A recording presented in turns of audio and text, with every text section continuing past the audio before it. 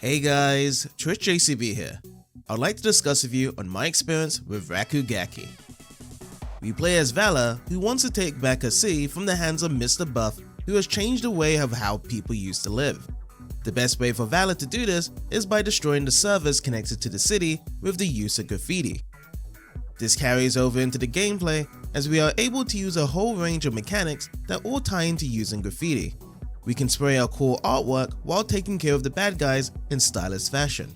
Each move we make brings changes to the environment of making it one step closer on how we want it to be. For Valor's movement, she uses parkour to fully move around in a 3D environment with the aid of her power AO. It's truly immersive moving the left thumbstick in all different directions.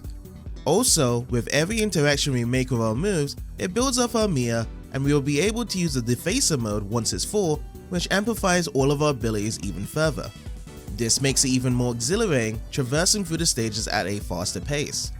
However, that comes with a price, as if we stop for a certain period of time or get stopped by an obstacle or an enemy, then we will return back to normal.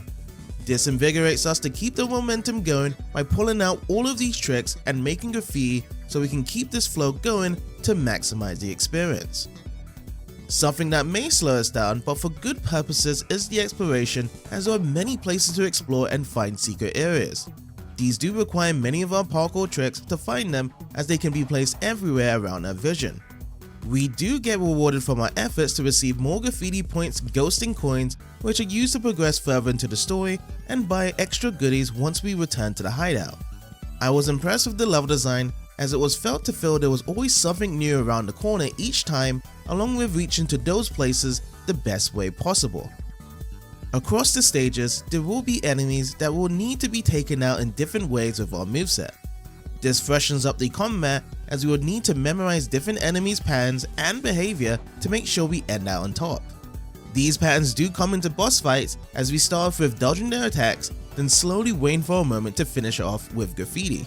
There are 3 phases to these fights, which gradually gets tougher the more longer we go on further. Outside of the levels, we can return to our hideout and talk with Valor's friends as the chapters progress along, with being able to buy costumes, graffiti, and listen to music. I was surprised to see a Naruto-styled costume, as it was awesome seeing that anime being represented here, along with other video game and movie references. I've always enjoyed in-game awards like these to showcase our skills of being able to complete these challenges. Some of the challenges are created by one of Valor's friends, Miro, that allows us to enter into additional bonus levels to test our skills further in each of the chapters.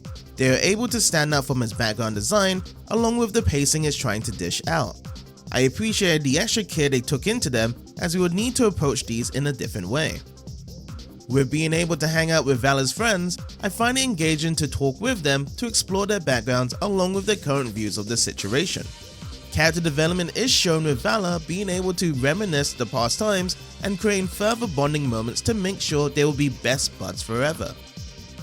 There's more stuff to do in the hideout, as we do have a logbook that gives a summary on the characters, graffiti, and everything else we have seen so far. I use these moments to take a break from the levels and read into Valor's graffiti choices when it comes to her art, as it reflects on her lifestyle on why she loves the city so much from before. In addition, there is a gym I was only able to discover at the end of my playthrough that was geared towards having a feel for the controls and mechanics before heading out. It just feels icing to the cake from a game that already does so much for its worth. Overall, Rakugaki is a great game of being able to use a mix of graffiti and parkour mechanics in a 3D environment that's filled with exploration and rewards that we have earned based on our merits alone. If any of you guys have any experiences with this game, feel free to share in the comments, and I hope you have a wonderful day.